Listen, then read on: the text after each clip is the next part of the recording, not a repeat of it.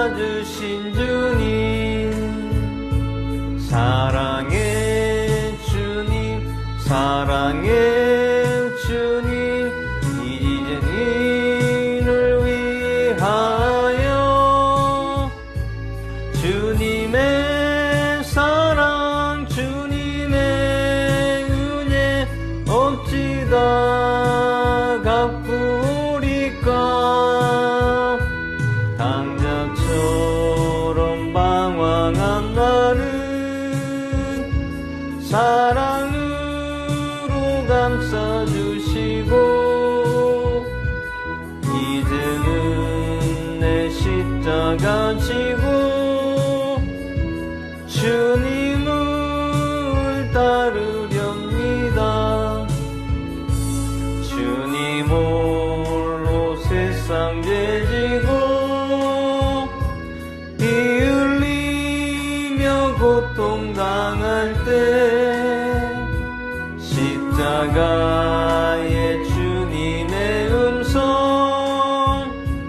내 귓가에 울려 퍼지네.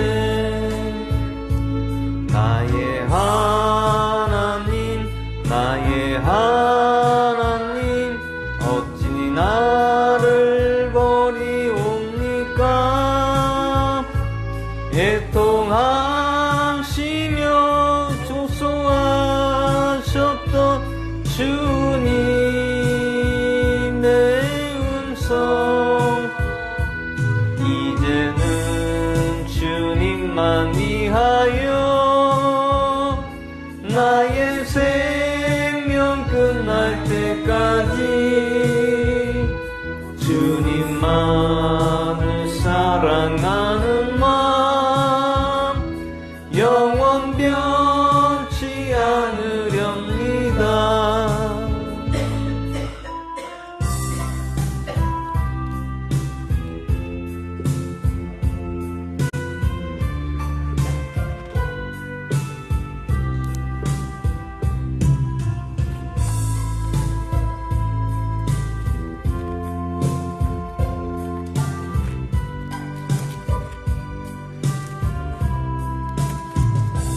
주의 거룩하심 생각할 때, 주의 크신 사랑 느낄 때, 주의 영광의 빛 나의 생활 비춰주실 때,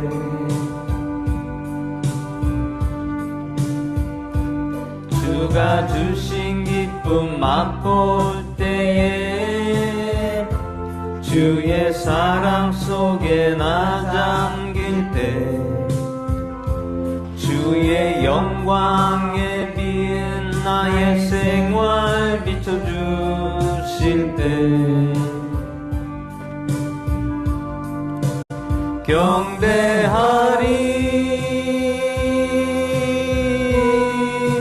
경배하리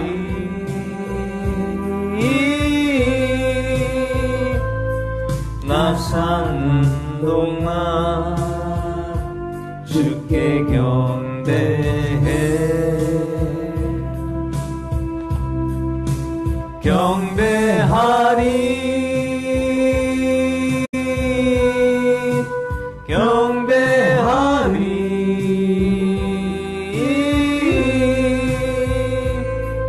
나 사는 동안 주께 경배해. 거룩하심 생각할 때, 주의 크신 사랑 느낄 때, 주의 영광에 빛 나의 생활 비춰주실 때,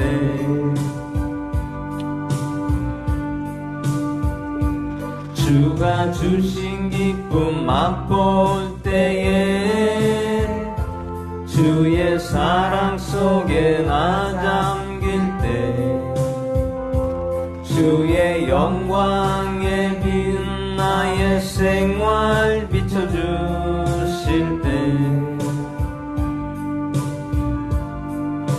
찬양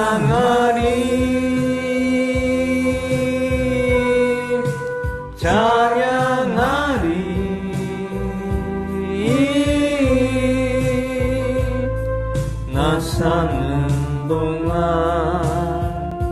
주께 경배해 찬양하리 찬양하리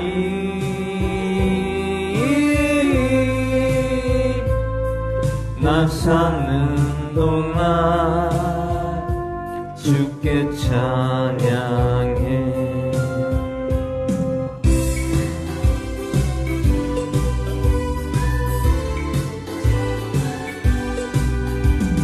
결코 나는 변치 않으리 결코 나는 변치 않으리 물가에 있는 푸른 나무가 같이 변치 않으리 예수 내 생명 변치 않으리 예수 내 생명 변치 않으리 물가에 있는 푸른 나무가 같이 변치 않으리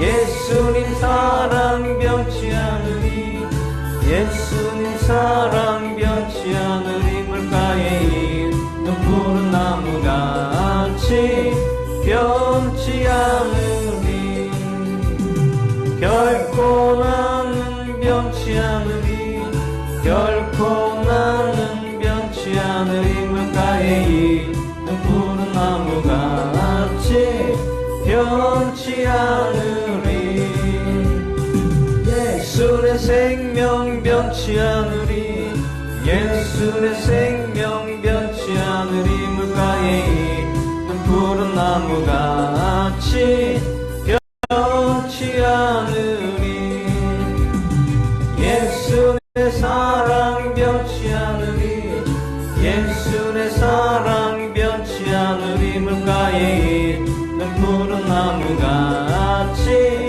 변치 않으리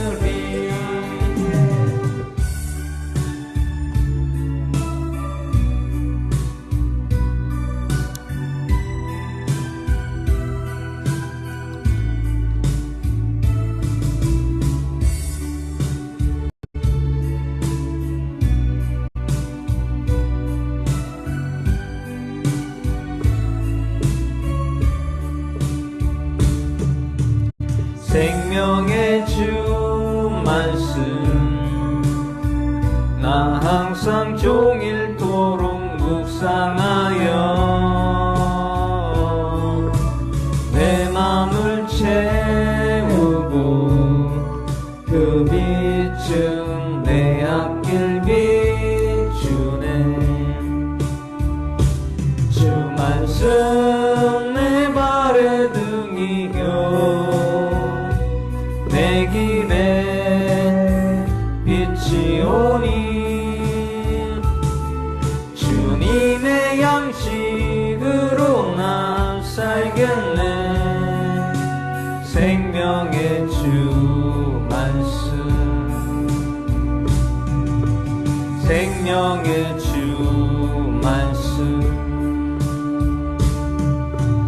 생명의 주 말씀 나 항상 종일토록 묵상하여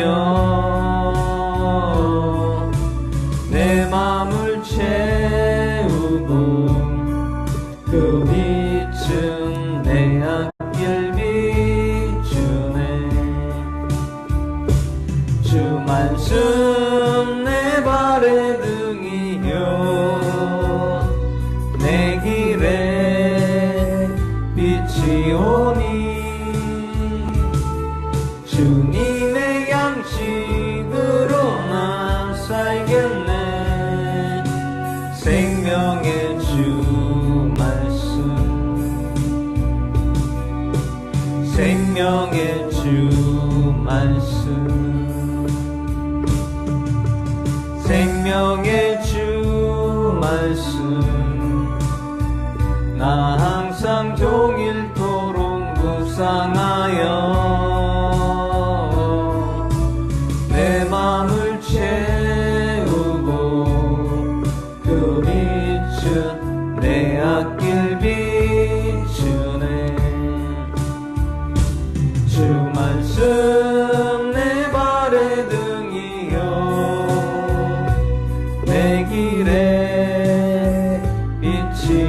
오니 주님의 양식으로 나 살겠네.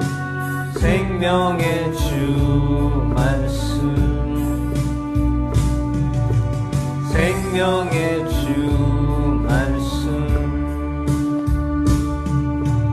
생명의 주 말씀. 나 항상 종일토록 묵상하여 내 맘을 채우고 그 빛은 내 앞길 비추네. 주 말씀 내 발의 등이요 내 길에 빛이오니 주님의 양식으로 나 살겠네. 생명의 주 말씀, 생명의 주 말씀.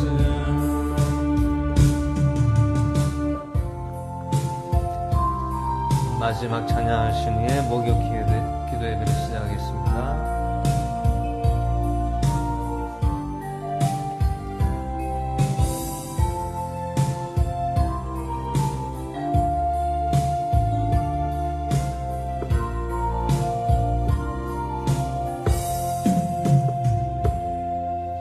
내 맘 언제까지나 주님을 사랑하고파 세상 끝날까지도 주님을 사랑하고파 내 죄 위하여 그 고통 속에서 내게 사랑을 보이신 예수님, 그의 아픔이 내 대시선에 내게 사랑 보여주셨네. 내 죄 위하여 그 고통 속에서 내게 사랑을 보이신 예수님, 그의 아픔이 내 대시선에 내게 사랑 보여주셨네. 내게 생명 있는 한 주님을 전하고 싶네. 세상 어느 곳이든 주님을 전하고 싶네. 내게 소리 있는 한 주님을 찬양하고파 세상 끝날까지도 주님을 찬양하고파. 어리석었던 내 마음은 몰랐네. 이 세상에서 진실한 사랑은 아픔으로써 사랑 보였네. 영원히 주님을 사랑해. 어리석었던 내 마음은 몰랐네. 이 세상에서 진실한 사랑은 아픔으로써 사랑 보였네. 영원히 주님을 사랑해. 내게 생명 있는 한 주님을 전하고 싶네. 세상 어느 곳이든 주님을 전하고 싶네.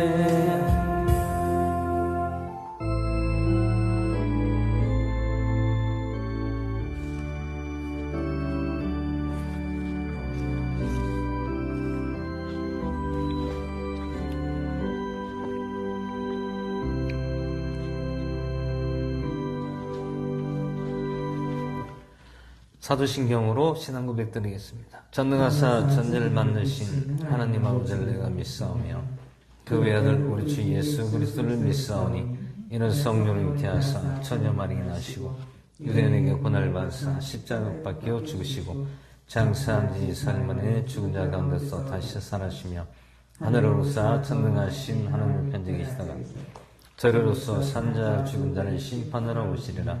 성령 믿사오며 거룩한 교회와 성도와 설교자는 것과 우리 잘못을 용서하시는 것과 몸이 다시 사는 것과 영원히 사는 것을 믿사옵나이다. 아멘. 오늘 하나님 말씀 보겠습니다. 마태복음 1장 1절에서 25절까지 보도록 하겠습니다. 마태복음 1장 1절에서 25절까지 보겠습니다. 한 절씩 교도하겠습니다. 아브라함의 자손이시요 다윗의 자손이신 예수 그리스도의 세대에 대한 책이라. 아브라함은 이삭을 낳고 이삭은 야곱을 낳고 야곱은 유다와 그의 형제들을 낳고 유다는 다말에게서 베레스와 세라를 낳고 베레스는 헤스론을 낳고 헤스론은 람을 낳고 람은 아미나답을 낳고 아미나답은 나손을 낳고 나손은 살몬을 낳고 살몬은 라합에게서 보아스를 낳고 보아스는 루덱에서 오벳을 낳고 오벳은 이세를 낳고 이세는 다윗왕을 낳고 다윗왕은 우리아의 아내였던 여자에게 솔로몬을 낳고 솔로몬은 르호보암을 낳고 르호보암은 아비야를 낳고 아비야는 아사를 낳고 아사는 여호사밧을 낳고 여호사밧은 요람을 낳고 요람은 우시야를 낳고 우시야는 요담을 낳고 요담은 아스를 낳고 아스는 히스기야를 낳고 히스기야는 므낫세를 낳고 므낫세는 아몬을 낳고 아몬은 요시야를 낳고 요시야는 여고니아와 그의 형제들을 낳았으니 그 무렵에 그들이 바벨론으로 끌려가니라. 그들이 바빌론으로 끌려간 뒤에 여고니아는 스알데엘을 낳고 스알데엘은 스룹바벨을 낳고 수르바벨은 아비웃을 낳고 아비웃은 엘리야김을 낳고 엘리야김은 아수르를 낳고 아수르는 사독을 낳고 사독은 아킴을 낳고 아킴은 엘리웃을 낳고 엘리웃은 엘라살을 낳고 엘라살은 마단을 낳고 마단은 야곱을 낳고 야곱은 마리아의 남편 요셉을 낳았는데 마리아에게서 그리스도라 하는 예수님을 태어나시느니라. 그러므로 아브람부터 다윗까지 14세대요 다윗부터 바빌론으로 끌려갈 때까지 14세대요 바빌론으로 끌려간 때부터 그리스도까지 14세대더라. 이제 예수 그리스도의 태어나심은 이러하니라.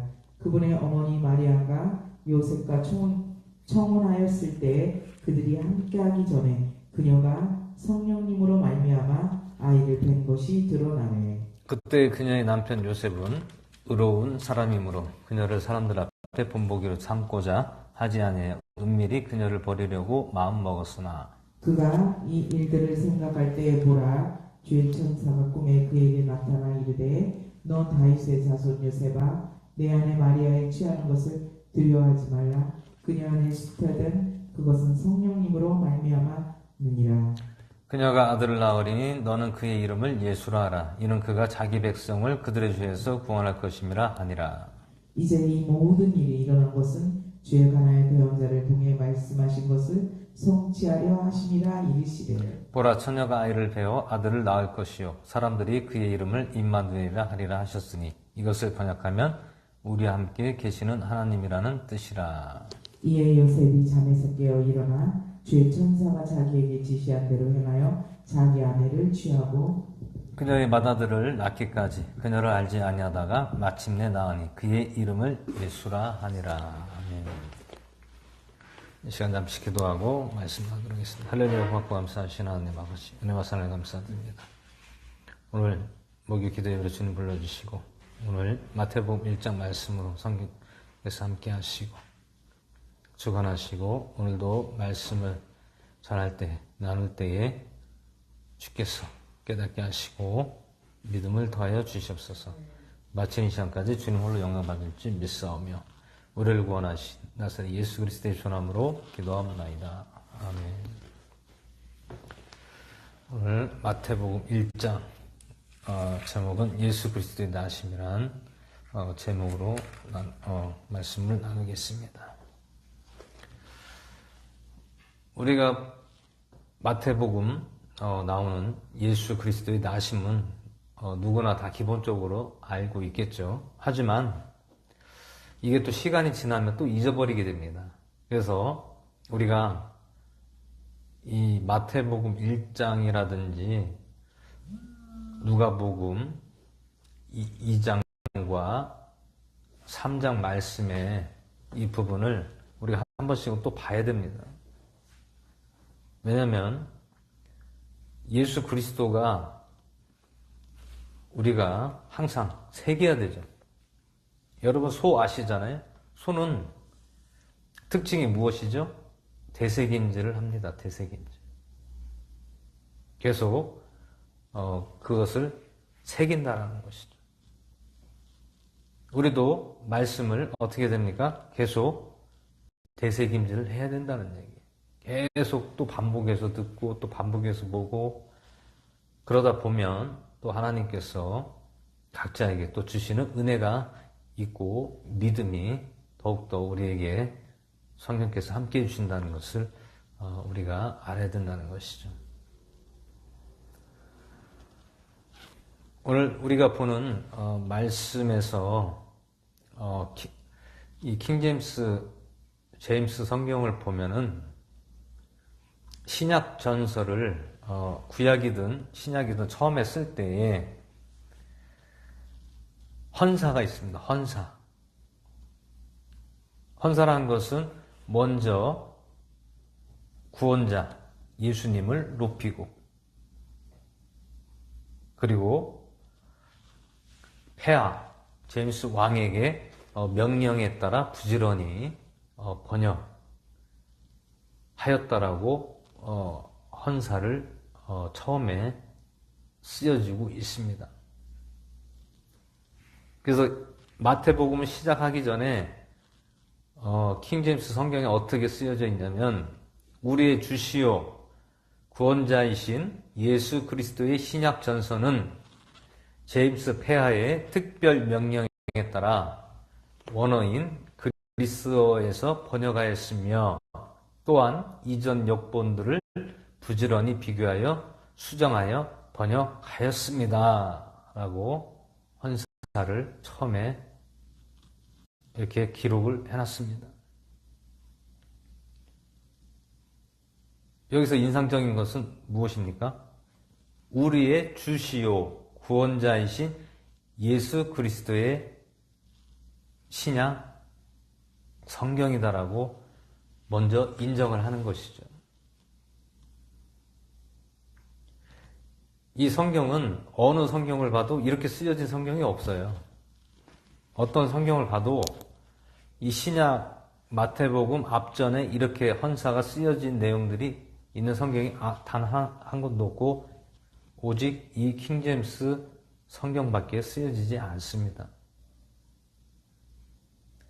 이만큼 이렇게 쓰여졌다라는 것은 이 킹제임스 성경이 하나님에 의해서 이것이 다시금 조금 더 온전하게 하나님 앞에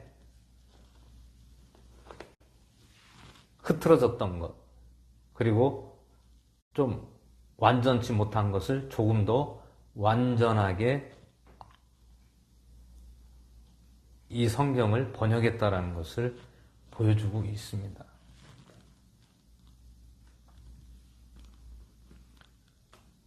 우리의 주시고 구원자이신 예수 그리스도라는 것은 이 마태복음 처음 페이지 나가기 전에 이렇게 기록을 하고 있다라는 것이죠. 그 우리가 잘 아는 예수님은 과연 어떻게 태어났는가, 어떻게 나셨는가, 이것을 우리가 또 알아야 되겠죠. 물론 다 아는 내용입니다. 아는 내용이지만 또 한 번 우리가 보는 것은 우리의 믿음을 더욱더 강하게 하기 위해서 예수 그리스도에 대한 확신을 더 갖기 위해서 우리가 보는 것입니다.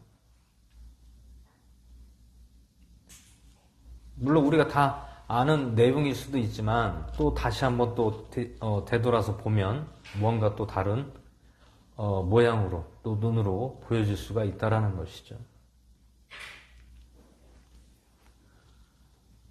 오늘 마태복음 1장에서는 아브람부터 시작해서 예수 그리스도까지 몇 세대입니까? 아브람부터 예수님까지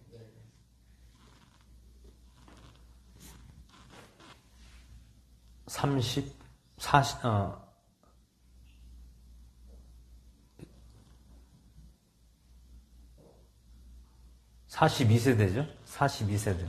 왜냐하면 아브람부터 다윗까지가 14세대고 또 다윗부터 바벨론으로 끌려갈 때까지가 14세대고 또 바벨론으로 끌려간 때부터 그리스도까지 14세대. 그러면 42세대가 지났다는 얘기. 그러면 한 세대를 몇 년으로 따집니까? 한 세대를 100년으로 따져요.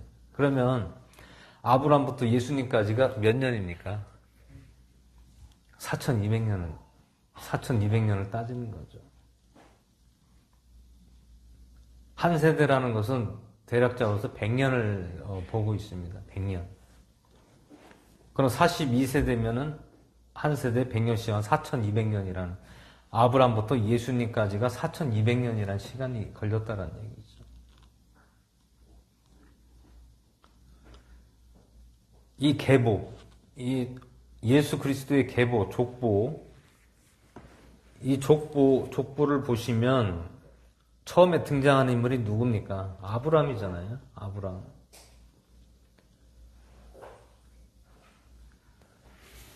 근데 아브람도 있고 노아도 있고 이렇게 한데 왜 하필 아브람부터 시작이 됐습니까? 아브람부터.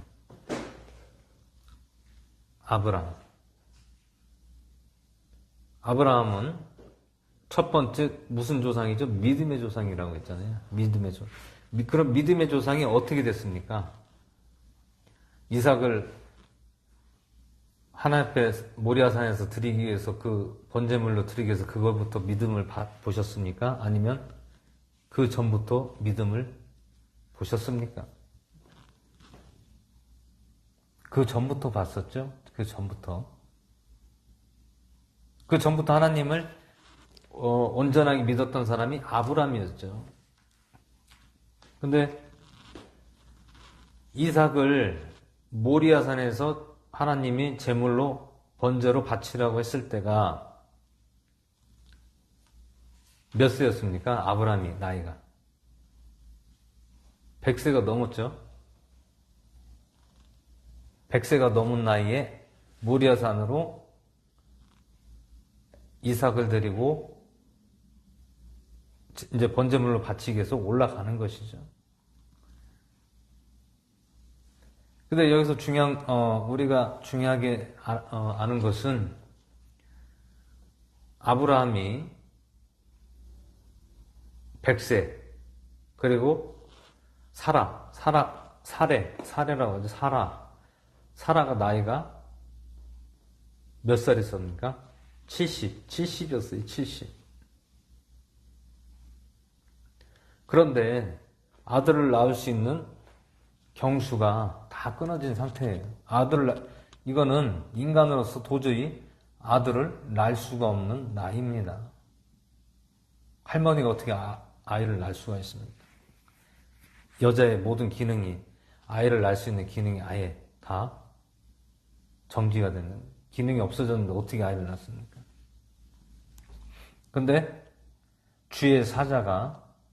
하나님께서 주의 사자가 나타나서 아들을 준다고 말씀을 하셨습니다.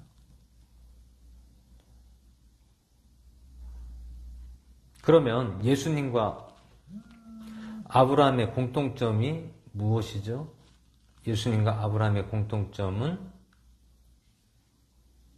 우리가 생각할 수 없는 그런 상황에서 기적이 일어났다는 것을 알 수가 있는 것이죠. 그럼 이건 누가 하는 것이죠? 하나님이 하신다는 것이죠. 사람이 하지 못하는 것을 하나님은 하신다라는 것을 말씀하고 있습니다.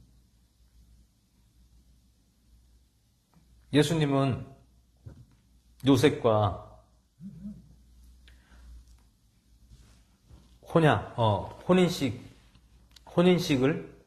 약혼식을 했단 말이죠. 약혼을 했습니다. 약혼했는데 아직 동침하지는 않았다라는 얘기죠.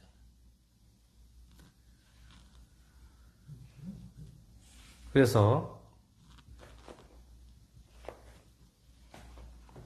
오늘 예수님께서 성령으로 잉태하셨다라고 말씀하는 것입니다. 성령으로. 그리고 성령으로 어떻게 잉태가 됐느냐?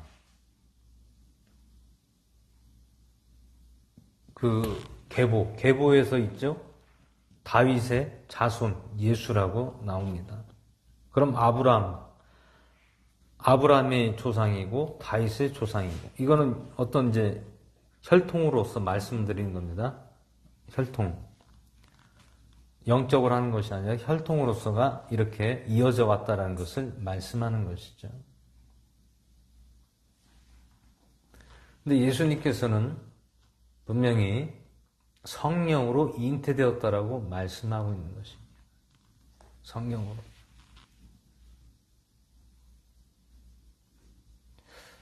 참 이걸 우리가 보면서 이거 혹시 신화 아니냐, 신화가 아니냐, 뭔가 이게 조작된 게 아니냐 이렇게도 볼 수가 있습니다. 그런데 아브라함 구약을 보면 알 수가 있잖아요. 구약에서 보면은 하나님의 역사는 언제고 우리가 생각지 않는 그러한 초자연적인 일들이 많이 일어났다는 것을 알 수가 있습니다. 그러므로 예수님도 성령으로 잉태됐다는 것은 결코 어려운 것이 아니다라는 것이죠. 왜 그러냐면 구약에서부터 신약 때까지 계속해서 그러한 초자연적인 일들이 일어나고 전해져 왔다라는 것을 알 수가 있습니다. 그럼 오늘 예수 그리스도의 계보에서 나오는 인물들을 보면 왕이 엄청 많잖아요. 왕들이 많이 나와요. 그리고 그 왕들이 하나님을 체험을 했습니까? 안 했습니까? 다 체험을 하고 다 겪었다라는 것이죠. 하나님의 놀라운 능력과 힘과 권세를 이미 다 알고 있었다라는 것이죠. 그런데 우리는 이스라엘의 역사를 알 수가 없었던 이방 민족이죠. 우리가 이스라엘 근방에서 살았던 적이 한 번도 없잖아요. 우리나라하고 이스라엘하고는 거의 끝에서 끝입니다. 끝에서 끝이에요. 지구 끝에서 끝부분에 해당하는 지역입니다.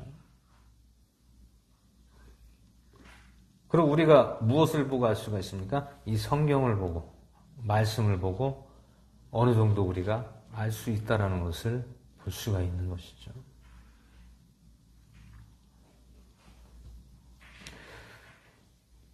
그래서 오늘 마태복음 1장 18절에 보시면 이제 예수 그리스도의 태어나심은 이러하니라 그분의 어머니 마리아가 요셉과 성혼하고 동거하기 전에 성령님으로 말미암아 아이를 뵌 것이 드러났더니 그때의 그녀의 남편 요셉은 의로운 사람이므로 그녀를 사람들 앞에 본보기로 삼고자 아니하여 은밀히 그녀를 버리려고 마음먹었으나 요셉의 생각에는 야 이거 큰일 났다. 아니 나하고 분명히 동침을 하지 않았는데 배가 불러온 거예요. 그러니까 이때 당시에는 만약에 결혼을 하지 않고 아이를 낳았다 그러면 큰일 나는 거예요. 이때 유대 민족 이때 당시 문화에서는 만약에 허락도 없이 서로가 좋아서 동침해서 아이를 가졌다 그러면은 이게 심하면은 죽을 수도 있어요. 그런 이제 그때 당시 풍습의 문화였어요. 그 결혼의 문화였습니다. 그래서 어떤 가족을 서로 간의 가족을 무시하고 멸시하고 너희들의 마음대로 했다라는 그런 이유에서 잘못하면 공개적으로 죽을 수도 있었다라는 얘기입니다. 그래서 요셉이 내 생각에 그녀를 사람들 앞에 본보기로 삼고자 아니하여. 사람들 앞에 본보기라는 것은 무슨 본보기예요? 본보기로 삼는다는 것은 어떻게 한다는 겁니까? 그 여자를 돌로 쳐서 죽인다는 거예요. 그럼 그 여자를 누가 칩니까? 가족들이 쳐서 죽여야 된다는 거예요.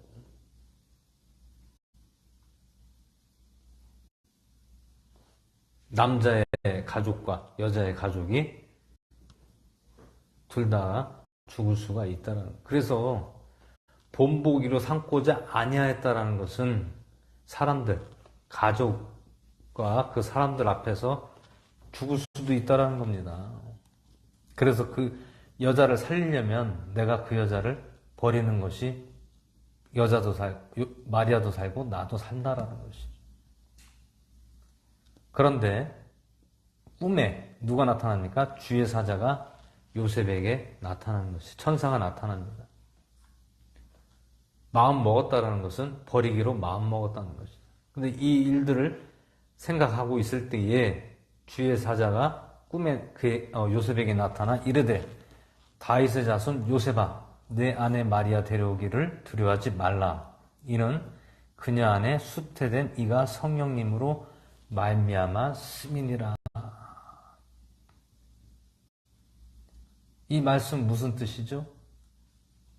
내가 마리아하고 요셉 너하고 내가 지켜주겠다. 누가 지켜주겠다는 것입니까? 주의 사자가 지켜주겠다라는 거예요. 염려하지 말라는 것이죠. 다 너희를 피할 길을 다 내가 예비해놨으니까 절대로 사람들 앞에서 너희들이 죽지 않으니까 걱정하지 말라는 뜻입니다. 그래서 주의 사자가 그녀가 요셉에게 말을 한 것이죠. 21절에 그녀가 아들을 낳으리니 너는 그의 이름을 예수라 하라. 이는 그가 자기 백성을 그들의 죄에서 구원할 것임이라 하니라. 자기 백성, 누구 백성입니까? 자기 백성, 이스라엘 백성이에요. 이스라엘의 백성들의 죄에서 예수님이 구원할 것이다라는 것이죠. 구원. 그럼 구원은 어떻게 해야 구원을 받습니까? 믿어야 구원받는 거죠. 믿어야 구원받지, 믿지 않으면 구원을 받지 못한다는 것이죠. 근데 또 여기서 우리가 또 알아야 될 것은 임마누엘이라 하라.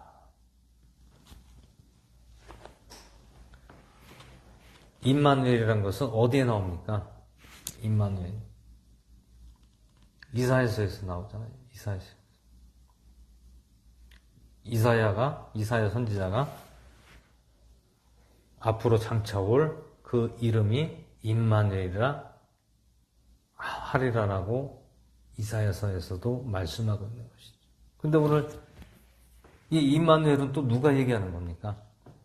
사람이 이야기하는 겁니까? 아니면 주의 사자가 이야기하는 겁니까? 주의 사자가 임마누엘이라고 하잖아요. 그러면 구약에서 벌써 예수 그리스도가 예견되어 있다는 것을 분명히 우리가 알 수 있다는 것이죠. 근데 오늘 사람이 임마누엘이라고 하는 것이 아니라 주의 사자가, 주의 천사가 임마누엘이라고 하라는 거예요. 그것을 번역하면 우리와 함께 계시는 하나님이라는 뜻이라.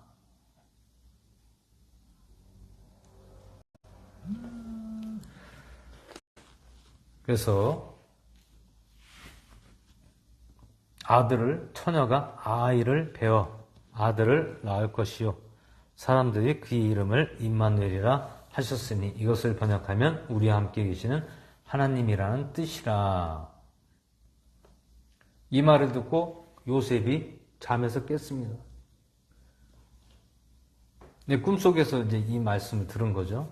이 요셉이 잠에서 깨어 일어나 주의 천사가 지시한 대로 행하여 자기 아내를 데려오고 그녀의 맏아들을 낳기까지 그녀를 알지 아니하다가 마침내 낳으니 그의 이름을 예수라 하니라 라고 오늘 마지막 절에 나오고 있습니다. 근데 우리가 예수님의 그 시절, 유년 시절, 성인 시절 이런 내용이 많이 없죠. 딱 한 군데 나옵니다. 딱 한 군데 나와요. 어디 나옵니까? 누가복음 3장에서 예수님이 12살 때에 예루살렘 성전에 있던 것을 말씀하고 있는 것이 그거밖에 없어요. 마가복음도 없고요. 요한복음도 없습니다. 마태복음과 누가복음에서 예수님의 나심과 또 예수님이 12살에 성전에서 있었던 내용이 나오고 있는 것이죠. 그리고 마태복음 1장에서는 요셉에게 천사가 이야기했고 누가복음 1장에서는 누구에게 이야기하고 있습니까? 마리아에게 이야기하고 있습니다. 마리아에게. 한번 누가복음을 보겠습니다.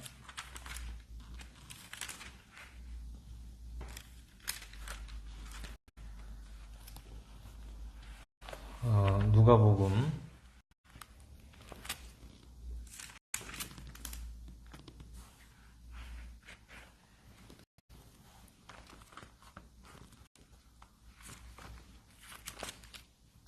'누가복음에 보시면 마리아가 여기서는 또 천사가 마리아에게 하는 말씀이 나오고 있습니다.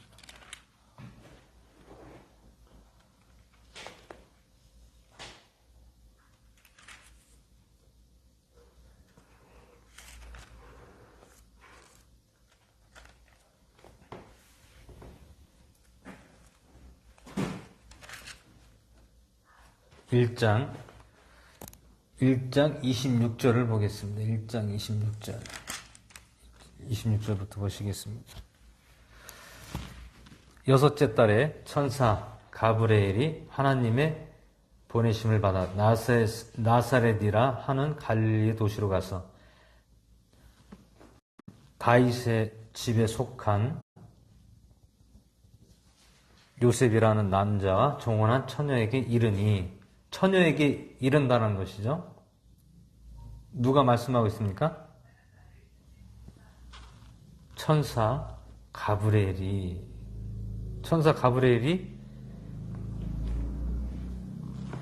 마리아에게 말씀을 하고 있습니다. 천사가 들어가 그녀에게 이르러 말하되 크게 은총을 입은 자여 평안할지어다. 주께서 너와 함께 하시니 내가 여자들 가운데 복이 있도다니. 그녀가 그를 보고 그가 하는 말에 불안해하며 이것이 도대체 무슨 인사인가 하고 마음속으로 생각하며 천사가 그녀에게 이르되 마리아야 두려워하지 말라. 내가 하나님께 은총을 입었느니라. 보라 내가 수태하여 아들을 낳으니 그의 이름을 예수라 하라. 그가 크게 되고 가장 높으신 이의 아들이라 일컬음을 받을 것이요 주 하나님께서 그의 조상 다윗의 왕자를 그에게 주시리니 그가 영원토록 야곱의 집을 통치할 것이요 그의 왕국이 무궁하리라. 이에 마리아가 천사에게 이르되 나는 남자를 알지 못하는데 어찌 이 일이 있으리까 하며 천사가 그녀에게 대답하여 이르되 성령님께서 내게 임하시고 가장 높으신 이의 권능이 너를 덮으시리니 그런즉 또한 내게서 태어날 그 거룩한 이는 하나님의 아들이라 일컬음을 받으리라.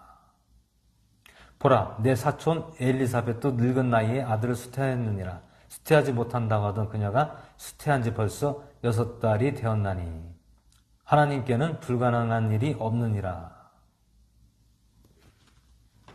이렇게 가브리엘 천사가 여기서는 요셉에게 하는 것이 아니라 마리아에게 직접 말씀하고 있습니다. 여기서 우리가 알 수 있는 것은 또 무엇입니까? 천사가, 가브리엘 천사가 어떻게 이야기하겠습니까? 엘리사벳, 내 사촌, 마리아의 사촌도 엘리사벳도 늙은 나이에 아들을 수태하였다. 이 뜻은 무엇입니까? 아브람,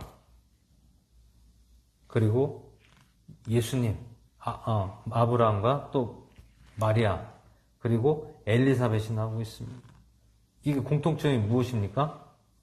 도저히 사람의 힘으로 할 수 없는 것들이 하나님께서 하신다는 것을 보여주고 있다는 것이죠. 엘리사벳이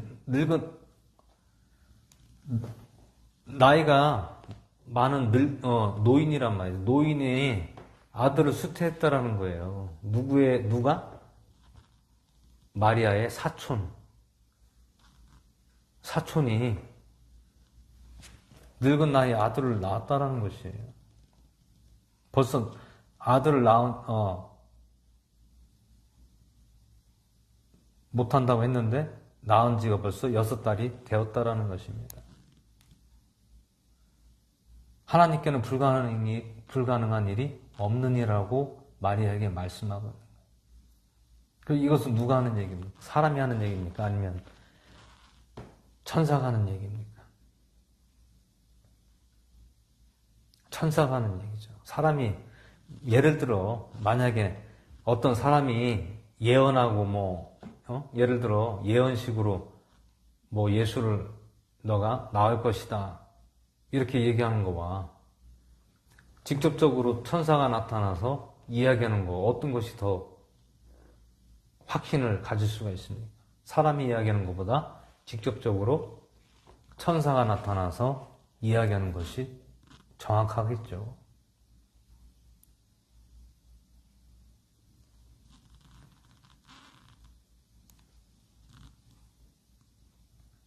어떤 분들은 예수님이 성령으로 잉태됐다라는데 그거를 안 믿는 사람도 있어요. 안 믿는 사람도 있습니다. 그냥 동침해서 낳겠지. 나서 그냥 선지자 노릇하고 선생 노릇하고 그렇게 했겠지. 예수님이 무슨 죽었다가 살아나서 무슨 하늘로 올라가냐. 하나님이 어떻게 아들이냐. 이렇게 의심하는 사람도 있고 긴가민가한 사람도 있고 믿지 못하는 분도 있다라는 것이. 그거 왜 그렇습니까? 도저히 내 생각으로 이해가 안 가는데 그게 믿어집니까?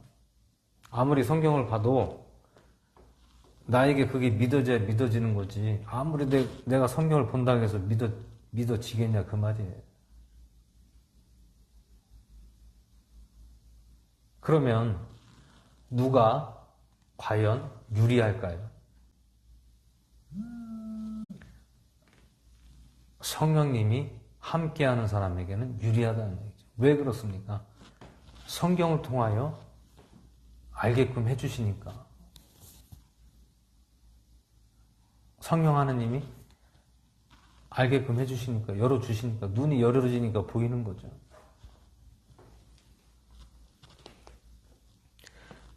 백이면 백 성경을 본다고 해서 다 눈이 열어지고 보여집니까? 아니라는 얘기예요. 보여지는 사람도 있을 것이고 보여지지 않는 사람도 있다라는 것입니다.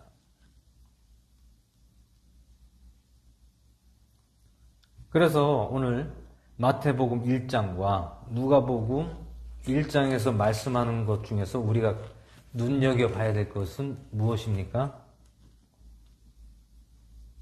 주의 천사가 하는 말을 잘 봐야 된다는 거예요. 이거는 사람 말이 아닙니다. 주의 사자를 통하여, 천사를 통하여 이 말하는 대목을 잘 봐야지만이 그게 믿어지고 또 확신을 우리가 가질 수가 있다라는 것입니다.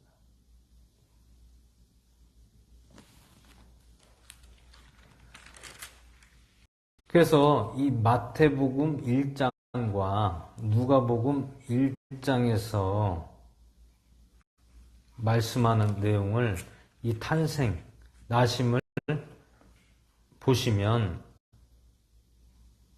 조금 더 우리가 확신을 가질 수 있고 명확하게 알 수가 있다는 것을 보여주고 있다는 것이에요.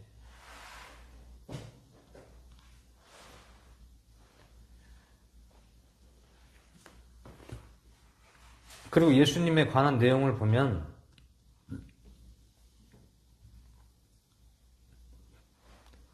유년 시절, 청년 시절이나 이 내용 어떻게 살아왔는가 이런 내용이 하나도 없어요. 그런데 누가복음 2장을 보시겠습니다. 누가복음 2장 41절을 보겠습니다. 누가복음 41장 누가복음 2장 41절부터 보겠습니다. 40절부터 보겠습니다. 40절. 아이가 자라며 영이 강하게 되고 지혜가 충만하며 하나님의 은혜가 그 위에 있더라. 누구 위에 있다는 것이죠? 예수님의 머리 위에 있다라는 것이죠. 무엇이? 하나님의 은혜가. 이제 그분의 양친이 해마다 6월절이 되면 예루살렘으로 가더니, 그럼 현재는 예수님이 어디에 지금 살고 있습니까? 나사렛이라는 동네에 살고 계셨다라는 얘기죠. 그런데 6월절, 절기가 되면 어디로 갑니까? 예루살렘으로 가는 거예요. 이때 당시에는 다 그 예루살렘을 중심으로 해서 여기저기 동서남북으로 다 이스라엘 백성들이 흩어져 있었어요. 근데 그 절기를 알잖아요. 절기를 아니까 그 절기가 되면 어디로 모입니까? 예루살렘으로 오는 거예요. 예루살렘을 어디로 오는 거예요? 성전으로 온다는 얘기죠. 6월절이 되고 예루살렘으로 들어갔습니다. 가서 42절에 그분께서 12살 되셨을 때에 그들이 이 명절의 관례대로 예루살렘에 올라갔다가 그 날들을 마치고 돌아갈 때에 아이 예수님은 예루살렘에 머무셨더라. 요셉과 그분의 어머니는 이것을 알지 못한 채 그분이 일행 중에 있는 줄로 생각하고 하룻길을 간 뒤 자기 친족과 친지들 중에서 그분을 찾되 발견되지 못하며 그분을 찾으면서 예루살렘으로 되돌아갔더니, 여러분 그 6월절이라는 절기를 예루살렘에서 머물 때는 대략 1, 이틀이 아니라 한 번 모이면 보름이든 한 달이든 머물다가 가는 거예요. 금방 가는 게 아닙니다. 거기서 대략 보름에서 한 달을 있다가 이제 다 그때 절기가 끝나면 그때 돌아가는 거예요. 자기 집으로 돌아갑니다. 근데 자기 집으로 가다가 이제 일행 중에 자기 집안 일행 중에 이제 따라오는 줄 알고 집으로 하룻길을 갔다라는 것은 걸어서 나사렛까지 예루살렘에서 가려면 하루를 걸어서 가야 도착할 수 있는 거리가 멀죠. 대략 예루살렘에서 나사렛까지 거리가 몇 킬로냐면 한 110킬로에서 120킬로 정도 됩니다. 나사렛에서 예루살렘에서 나사렛까지. 거기를 이제 걸어간다. 하루를 잡아야 돼요. 걸어가려면. 빨리 가도 하루입니다. 그런데 와서 보니까 집에 와서 보니까 없는 거예요. 예수님이. 그래서 어디로 갔습니까? 다시 예루살렘으로 돌아갔어요. 그래서 46절 사흘 뒤에 그분을 성전에서 발견한 즉 그분께서 박사들 한가운데 앉으사 그들에게 듣기도 하시며 묻기도 하시니 듣는 자가 다 그분께서 깨닫고 답변하시는 것들로 인하여 깜짝 놀라더라. 그들이 그분을 보고 심히 놀라며 그분의 어머니는 이르되 아들아 어찌하여 우리에게 이렇게 하였느냐 보라 내 아버지와 내가 근심하며 너를 찾았노라 하매 예수님께서 그들에게 이르시되 어찌하여 나를 찾으셨나이까 내가 반드시 내 아버지의 일을 해야 함을 알지 못하셨나이까 하시니 그들은 그분께서 하신 말씀을 깨닫지 못하더라.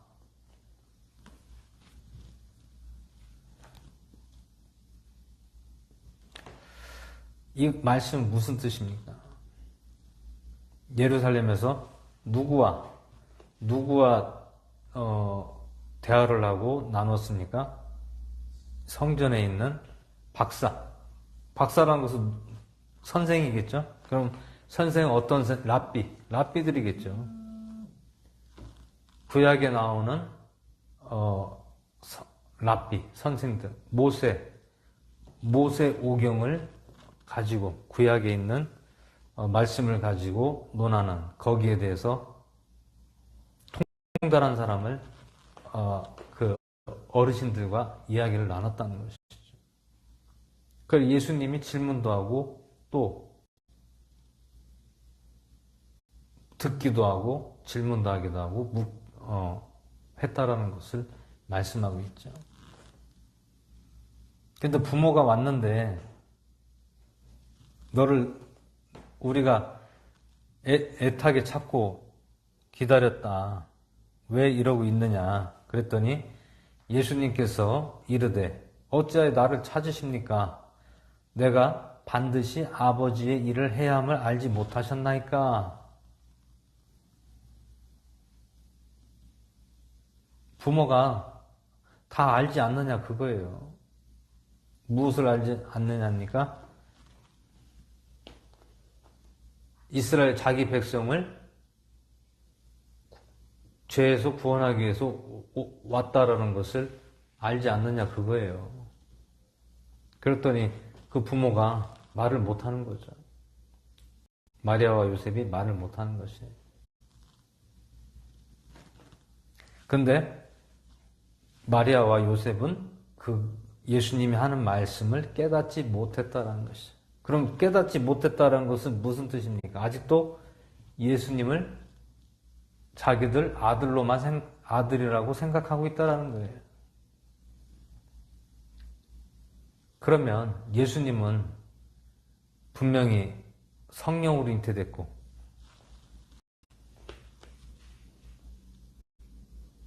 마리아의 성격을 닮았습니까? 아니면 요셉의 성격을 닮았겠습니까? 당연히 둘 다 안 닮았겠죠. 그러니 정이 있겠습니까? 뭐가 있겠습니까? 아무런 정이 없는 거예요.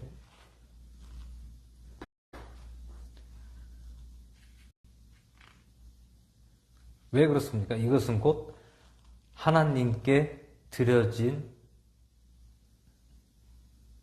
제물이라고 생각을 해야 된다는 거죠.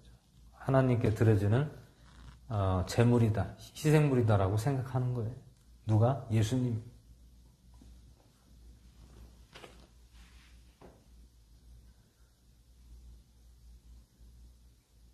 우리가 잘 아는 사무엘도 어떻게 했습니까? 하나님께 드려진 사람이 사무엘이잖아요. 사무엘. 하나님께 드려졌다고 했잖아요.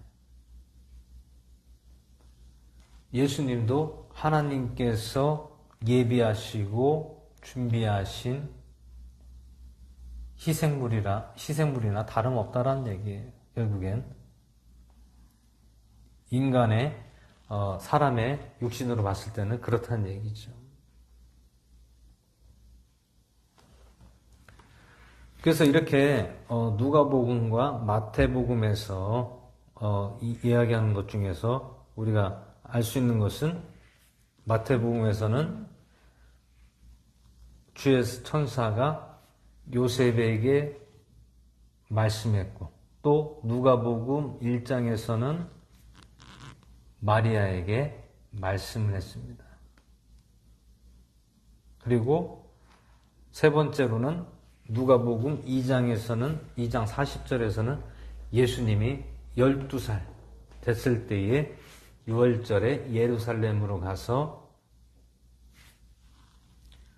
절기를 지키고 거기서 박사들, 랍비들과 대화를 하는 내용들이 나오고 있다는 것이죠.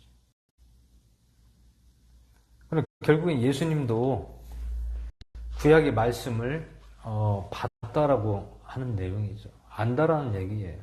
구약에 있는 말씀을 다 배웠고 안다라는 것을 알 수가 있는 겁니다.